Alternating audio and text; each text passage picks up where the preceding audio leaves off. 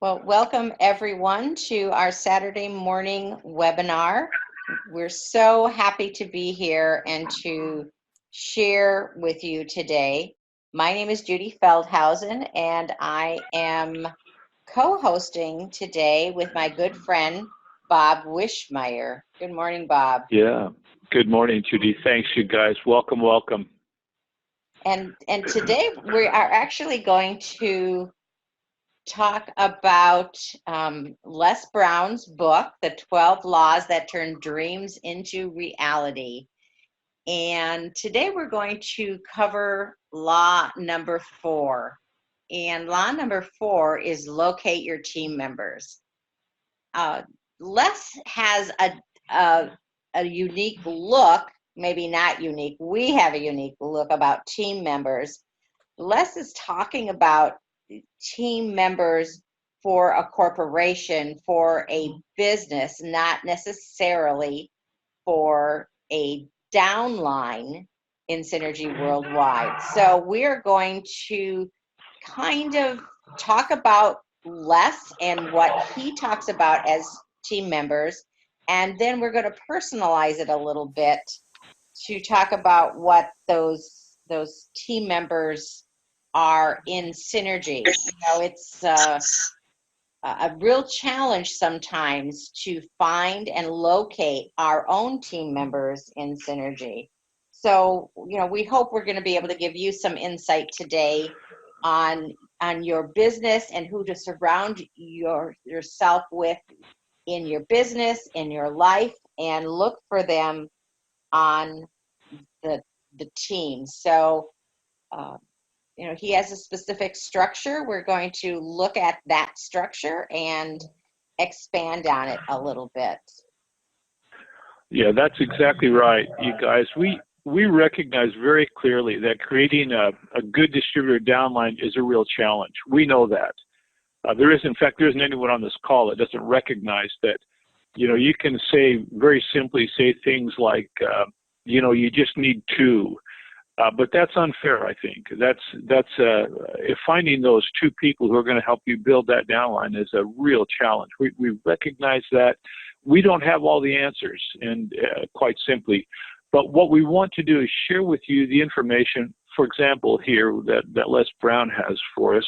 And perhaps there are going to be some things here that will help you as you try to build your Synergy business. One of the great advantages that we have in Synergy Worldwide is that we are also customer-based, which adds a whole nother dimension to our business. Many of us on this call have more active customers than distributors, not at all uncommon in Synergy Worldwide. And I think it's a real benefit. We have that elite rebate potential to create cash flow for building our Synergy business. It's a wonderful thing. And of course, the compensation plan is phenomenal anyway. But we'll just share some thoughts with you that Les Brown has shared with us in his book.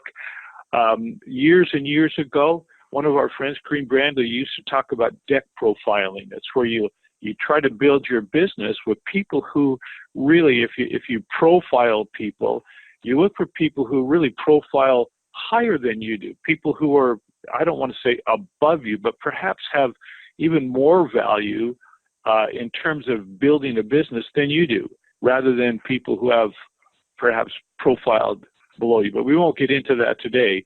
But that's kind of how this is going to all come together, I think, before we're done.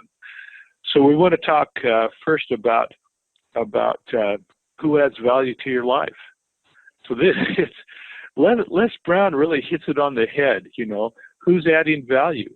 You defining the kind of value giver perhaps helps you make an inventory, if you will, of the people around you, people who are helping you in your business and in your life. So that's what we want to talk about here first. Who's adding value to my life? And the next slide, Judy. Yeah, go ahead. That's so true, because Les Brown always says, and I've heard from many different places, that you hang around people that kind of are in the same boat, so to speak, as you are, and actually within $20,000 to $30,000 of your salary is your team of best friends, or the 9 people that you hang around with the most. And so it's, it's really that those people in your life that are giving you ideas and supporting you, and giving and taking away from you. And so when we're looking to build a team, we really want to have them to be quality people, and look in places where maybe we're not hanging out regularly. Maybe there's different places to hang out. So Les talks Yeah. about those people that are in a couple of different categories, and we first wanted to talk about the value givers.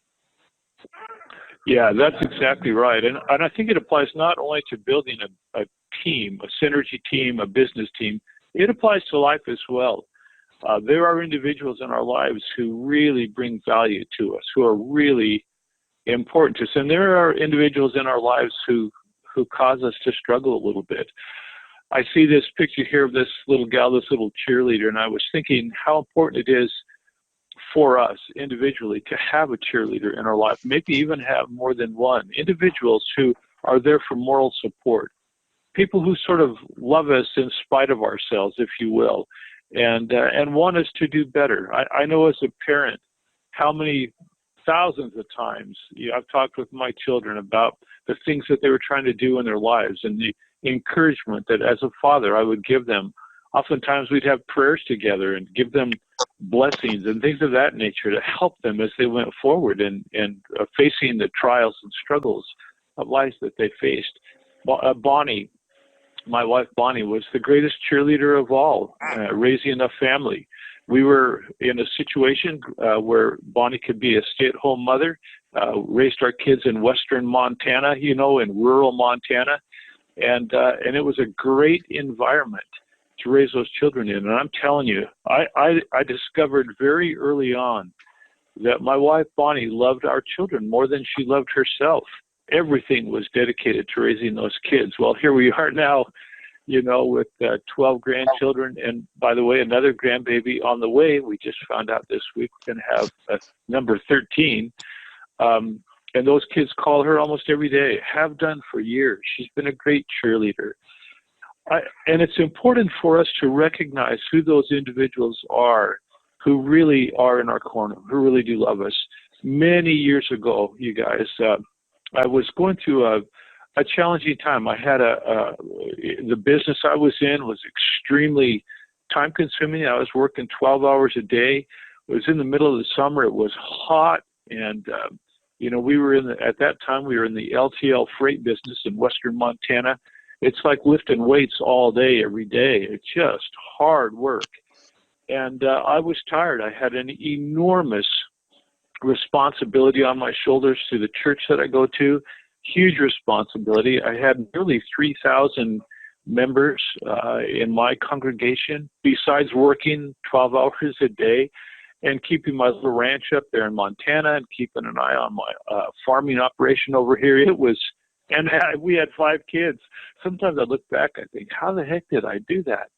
But in any event, one day I finally got off work and I walked over, and I used to ride my motorcycle. I rode a Harley Sportster in the summer. I love anything that's got an engine on it, and I went to get on my bike to head home after work one day, hot and sweaty, and there, taped with masking tape, was an envelope with a letter in it on the handlebars of my Harley. And I opened that letter up, and it was a letter from a friend of mine named Dave Smith.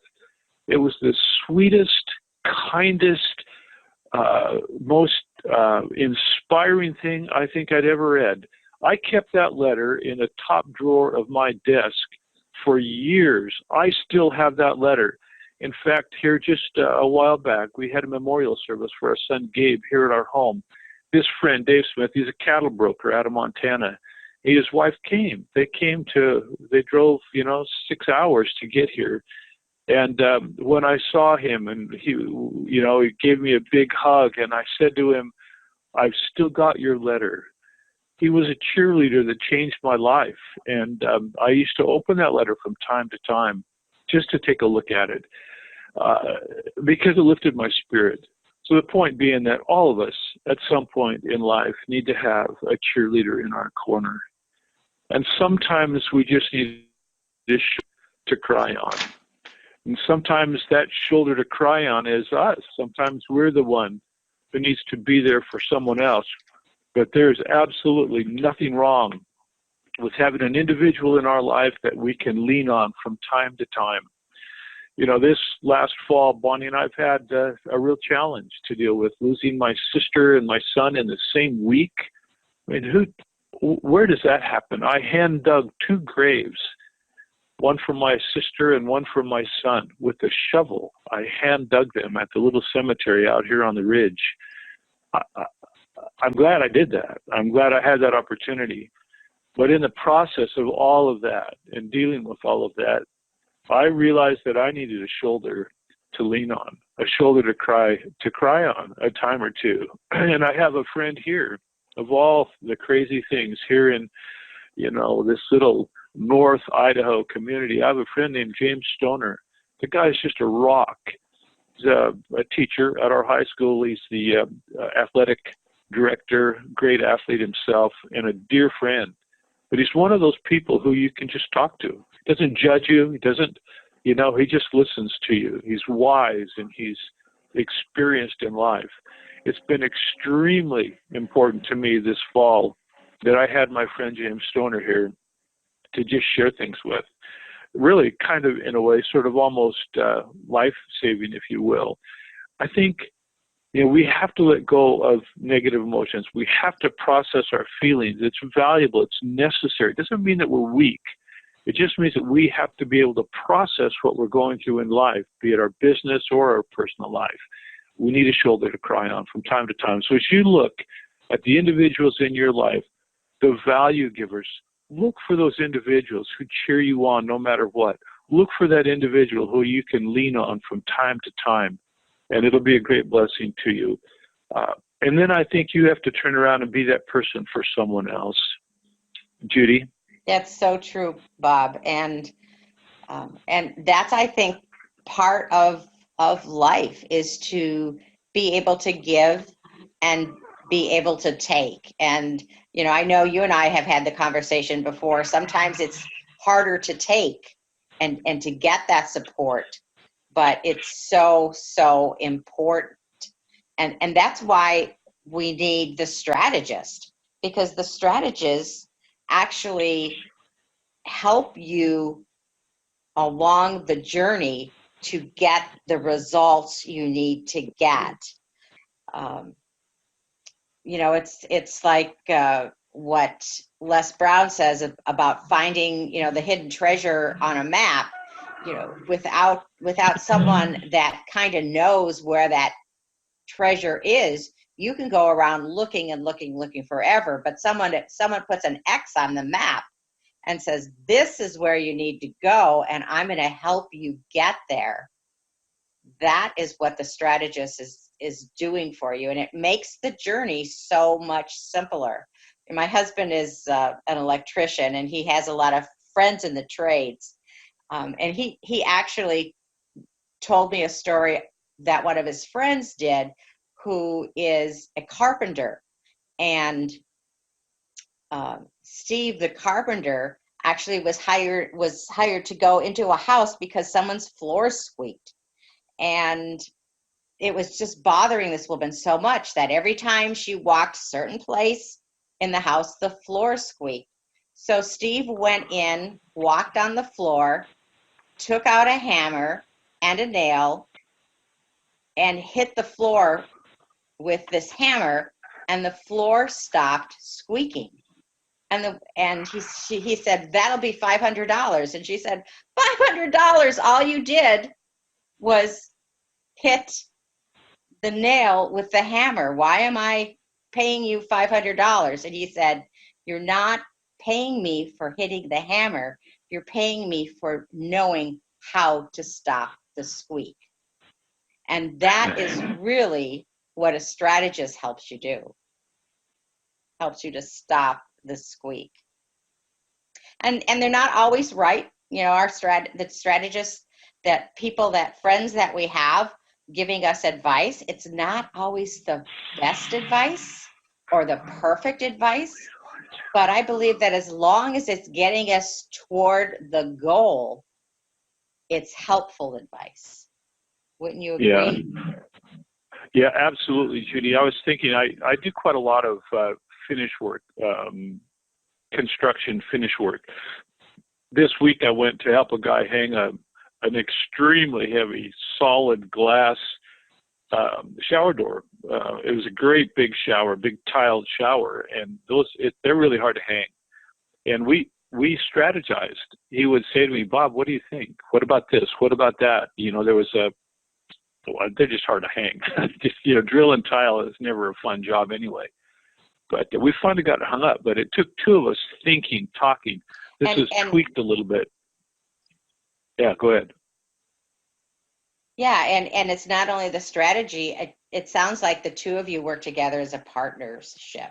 As partner. Yeah, there you go. Yeah. Yeah. That helps. And, you know, together, having that partner, you are equally vested in each other's success. I mean, without the two of you, it would probably have been difficult to hang that glass, right? Yeah, that's exactly right. You know, and I had a business partner in Montana in the butcher shop that we had when we were younger. We worked together for 10 years, side by side, every day, and never once had a crossword between us. I think that's an amazing thing as well. We remained the closest of friends, the dearest of friends, for 10 years working together, running a business. You know, that's an interesting experience as well. That partnerships can be challenging. So, right, that's so true. And so I think to look at people that are already in your life and people that we are looking to bring into our lives, either on our team or to help us in whatever way, we really have to invest the time to look at those people that are value givers and to see really where that value is. And do you want to invest more time or less time with those people? Yeah, I think it's really important as well, you guys, to remember that you need to, or we need to, individually, we need to maintain a measure of integrity when we're talking about these things with people who help us with strategies and people that we work with as partners in our business. We need to maintain a level of integrity. I get a lot of calls from people all across the Synergy family, not just from our organization, but other people as well. I had a call just a few days ago from someone. I remembered her name. It had been a long time since I had chatted with this Synergy distributor. I mean, years, literally years. And I kept trying to remember. Anyway, she had a bunch of questions and she wanted to get back in the business and she wanted to get some product for a friend, and could I help her order some product? You know, it was a potential, or really a good potential for me to pick up some new customers or even a new distributor. But finally, she was talking, and I kept thinking, and I said to her, you live in California, don't you? And she said, yes, I do. And she mentioned the town, and I said, I knew who her original sponsor was. And I said, wasn't so-and-so your original sponsor? Yes. Yeah, come to think about it, she was. So I turned the conversation around a little bit.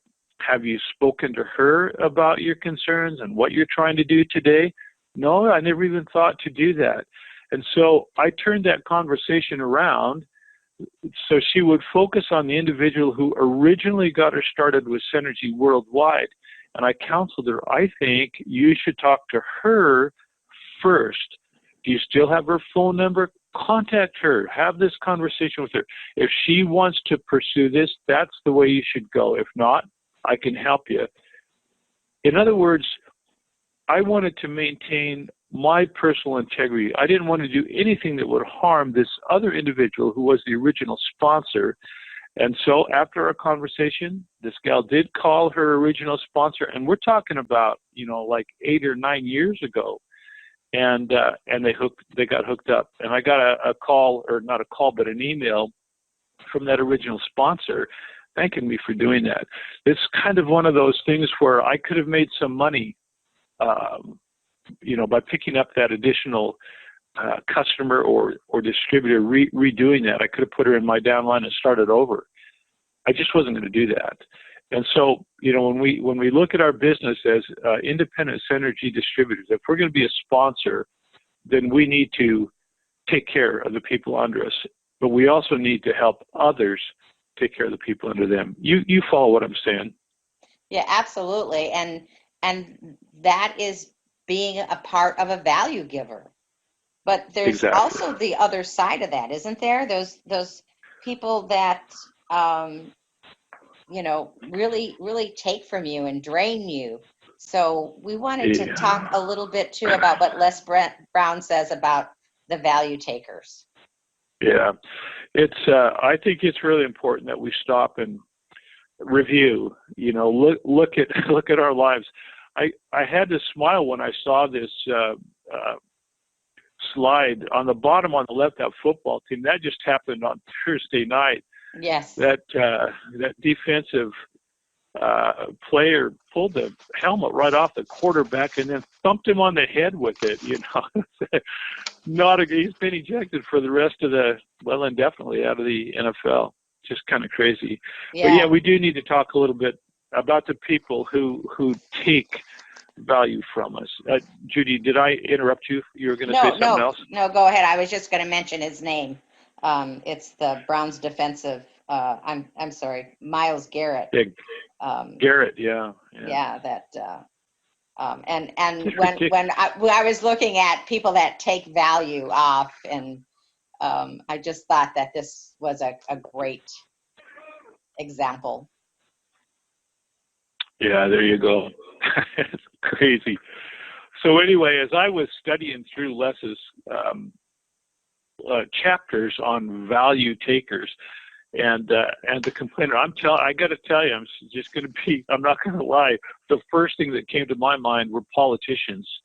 What a bunch of entitled babies we have running our country today. Now that may just be my personal opinion, but I get so tired of listening to the endless complaining and finger pointing and on and on. We have a country to run here. We have needs that are not being met because we've got people in Washington who all they want to do is beat each other up. It's just ridiculous. We run into this in life. There are always the complainers, individuals, and no matter what, they just want to do enough just to get by. And then they get mad if they don't have more. There are people who just simply complain about everything. Les Brown said there are some people that are so negative they could walk into a dark room and begin to develop. That's an interesting statement. Nothing is ever good enough. Those people just suck the energy right out of you, don't they? I mean, we all know them. I have a cousin who lives close by here, and she never asks how Bonnie's doing. She never asks how I'm doing. She'll call and talk and talk and talk and talk and talk and talk and complain about everything, then wants to borrow money and complain about her children. And to be honest with you, I don't think that cousin could even tell me today what the names of my children are. She's so busy complaining about how bad her life is. It's the craziest thing. I don't even want, when she text messages or call, I don't even want to respond anymore.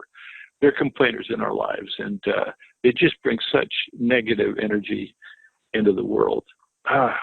Yeah, people anyway, that Judy. you really want to avoid. I know I've had people in my life also, as I'm sure people on this webinar has had those people in their lives. Some of them family, or I happen to have a neighbor that is a complainer, and she's a wonderful person until she starts getting on her soapbox about things like the golf course sign hasn't been painted in 3 years and I'm sick and tired of it.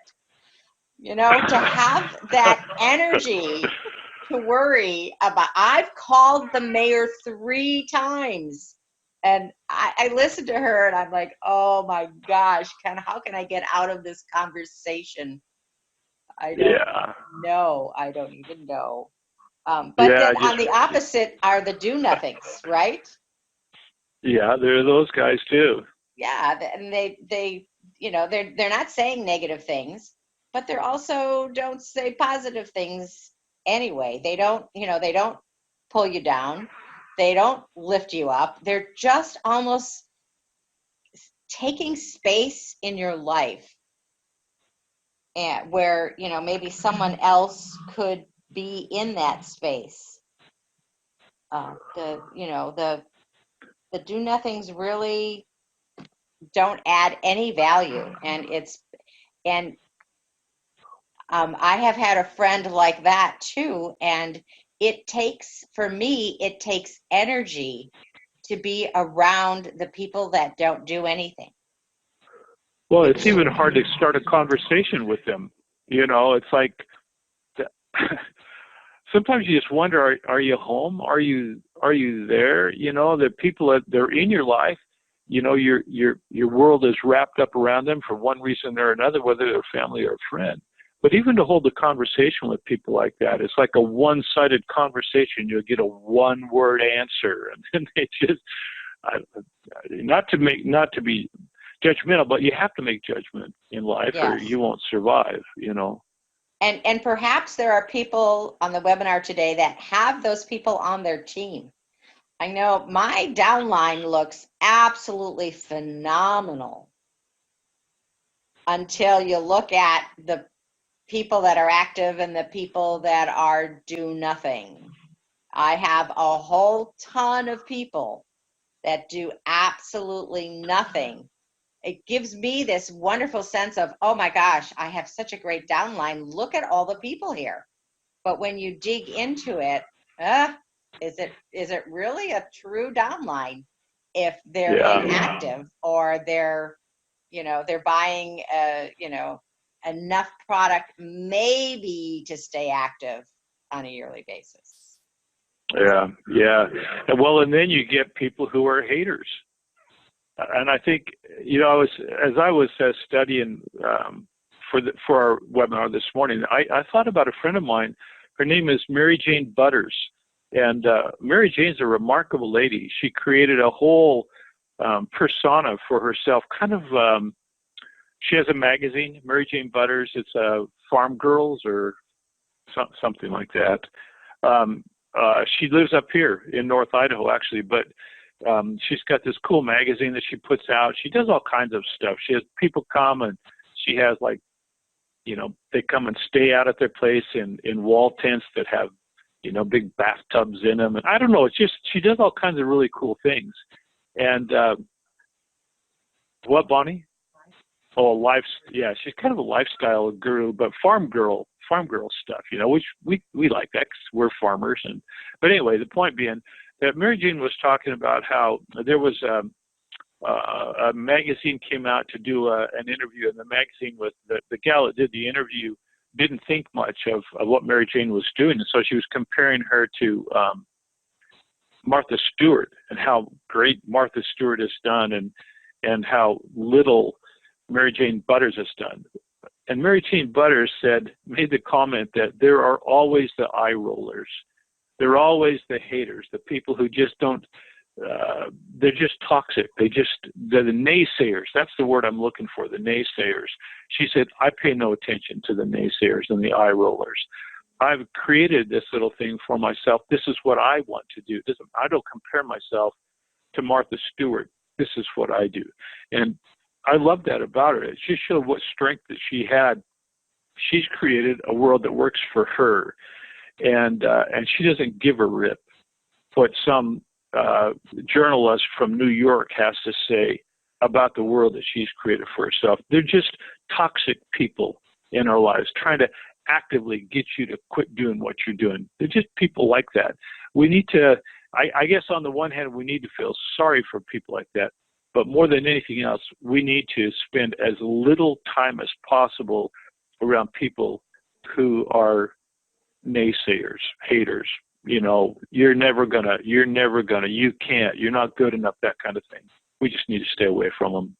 Yeah, and a lot of times it's just a matter of jealousy because they see someone coming up behind them, and instead of cooperating and helping with adding value, they try to take away value from that person so that they can never be as good as they are, or as rich as they are, or as strong as they are. And you're right, Bob. If people are going to hate, I mean, that's, some people do that, but I think just to let them be and let them hate. I have had the news channel on, listening to some of the stuff that's been going on in politics, and I've chosen to turn it off because that hatred is, it's so invasive, and it's so invasive in our lives now that kids are killing other kids, uh, and they don't even realize what they are doing in the long run, the emotion and everything that's involved with all that. So it's better to just step away from that hatred. Yeah. No, you're totally right. Just turn it off. Sometimes that's what you have to do. But with individuals who are within your life, in your life, it's a little bit different because they're there. They're going to be there. But it validates them when you quit, when you struggle, when you give up. That kind of validates that kind of individual in your life. They're toxic. So the best thing to do is just spend as little time as possible with folks who do that to you, and stay on the high side of things. Stand on higher ground. You can't lift anyone up unless you're standing on higher ground, and I believe that. And so there you go. That's so true. And then the last value taker is the vacuum. When I found this picture, I just so related with this. I've had people on my synergy team that have been vacuums. That they call me, and I love hearing from my team. I absolutely love it. But when they just try to suck out information and take no responsibility for what they have done or are going to do, they only think about themselves. They never, they don't really, they don't serve a purpose even on the team sometime, because they're not doing anything except taking time and energy. And in our lives, I've had neighbors that all they want to do is borrow things from us and ask for help. I have a neighbor, I swear my husband is over at his house fixing things more than he's doing our house fixing things. Yeah. The family has lived there for 3 years. They still don't have a lawnmower because we have one, and ours is a riding one. So, he texts every time he wants to mow his lawn. Can I go in the shed and get off the tractor? Like, yeah, sure. Interesting having a neighbor that, I know they don't intend to give anything back. They are just there to borrow. And, Yeah, that's exactly right. And so I guess what we don't want to finish on a negative note. I think the thing that we want to bear in mind always, with regard to those individuals who are pulling our energy away from them, from the things that we want to do or the things we want to accomplish, is to simply limit our time with those people. We don't want to be unkind. We don't want to be mean. We want to maintain our integrity in all that we do, always, under every condition. So what to do when they're really close to you, their family or friends that are close? Just limit your time with them. limit your time with them. Know who you can count on and know who you should count out, right? Does that make sense? And build your team, your in your personal life or in your business, with the individuals who you want to have in your business or in your life. It's like Jim Collins in his Good to Great books talks about getting the right people on the bus, but then getting them into the right seat on the bus at the same time. And so anyway, Judy. Right. So if you are looking to, build a dream team to get those people on the bus, we have to be proactive to do that. Sometimes we are blessed by having people just arrive in our lives at the right time, and that's wonderful. But to proactively go out and build that support system that we need, going to the right places and spending time there to create those relationships, that is so important, that those relationships, so that we are a value giver and we have value givers in our lives. And sometimes it's not easy to do. We have to make friends, and sometimes we need to do it socially, and it's not easy. A long time ago, I was extremely shy. I never went into a grocery store and talked to anyone. I would go in, buy my groceries, and leave and say thank you as I walked out the door. But I never made a social friend. And so once you start doing that, you see so much more value in your life to have those friendships. Well, you do, and I think that one of the things we talk about a great deal in network marketing is that it's not always who you bring into your network marketing business, but who they know. In other words, you don't have to be the greatest network marketer in the world, but if you can bring some people onto your team who have a social network, they have people, and those people have people. That's how you grow a network marketing business. And because not everyone is social. I can't remember which book I was reading about. Well, I think it was Stephen Covey wrote a book on network marketing actually years ago. I think that's where I read this, about a guy, kind of a special needs guy who started a network marketing business, and the fellow just simply couldn't really articulate what he wanted to do. I think he was a custodian at a school or something. In any event, what he did was the guy that sponsored him into this little business, this fellow would just go get his sponsor to come and talk to people for him. And he actually built a rather large network marketing business, made quite a lot of money, because he recognized that he didn't have the skill to articulate what he needed to articulate to build his business, but the people above him did. And so he took advantage of having good sponsors and built his business that way. So sometimes having a social friend or whatever makes a huge difference. And then, of course, you got to have that win-win attitude where it's not just me.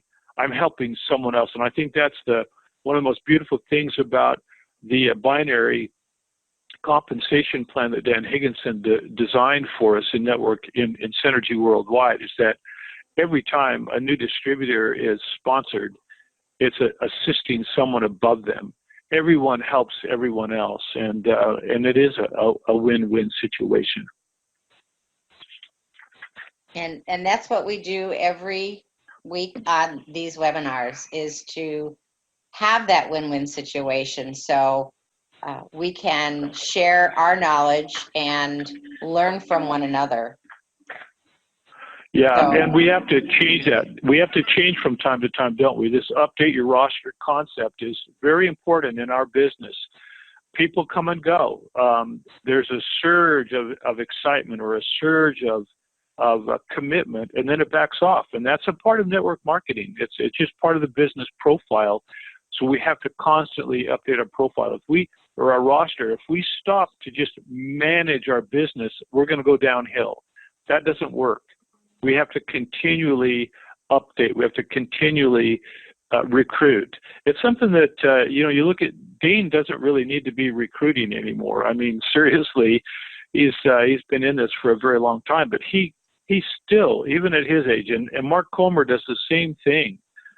Seeley's, Brian Holt, the folks that are doing quite well with Synergy Worldwide and all over, they continue to recruit, update the roster, if you will, Judy. And that's so true, because we need to have vibrant people surround us, whether it's personally or professionally. We become successful when we have other people help us to become successful.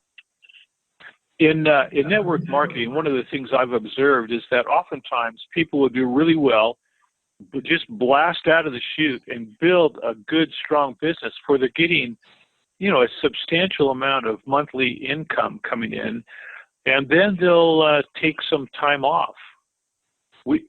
Have you seen that, Judy? It's like they sort of stop. Yeah, they sort of stop working for a while. And what happens? Well, leadership flows from the top down, and things begin to fall apart. People start dropping off. At first, you don't notice it too much, but pretty soon you realize, oh man, I got to get back to work. So we see that a lot in network marketing. It's okay. That's why we're in this business, is to create our own home-based business. But if you want to stay on top of it, you got to stay on top of it. That's right. That's right. So that, I guess, concludes our webinar today. Do we have any questions before we say goodbye? We talked a little bit longer than usual, so thanks everyone for sticking in with us. Yeah, we really appreciate it. Yancy left a little note for us: the value of integrity or character in the pipeline of your support structure. Yeah.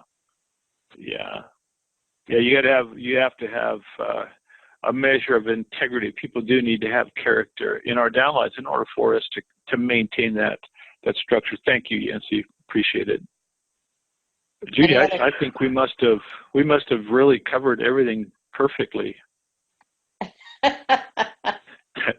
Or they're all sleeping, one or the other. First, you covered it perfectly. Thank you. Thank you, Tracy. Thanks. Yeah. Okay. All right. Very good. I got to get to work. Thanks, you guys. Appreciate all of you. Judy, thanks again. Thank you. Thank you, Bob. Thank you, Judy. You're welcome. Listen, we have our every Monday morning at 7:30 Mountain Time. Dane and I host our conference call. So if you can join our conference call on Monday mornings, we'd love to have you. We enjoy having new people get on the call with us. It's a great way to start the week. We try to keep it right at 30 minutes, and every Monday morning. We've been doing it for years. Love to have you join us. So Monday mornings, 7:30 a.m. Mountain Time. That's 6:30 for me. I live in the Pacific time zone. Ted Earl on the call with us. He's over in Portland. It's 6:30 for him as well. Pretty early in the morning, but love to have you. So keep that in mind. Every Monday morning conference call with Bob and Dane. Thanks, you guys. Thank you, yes. Judy. And next month, we're going to continue the series with Lift Up Your Mind with Self-Development. Should be another very interesting topic. Yeah. Okay, everybody. Thank you, God everyone. bless you all. Have a great week.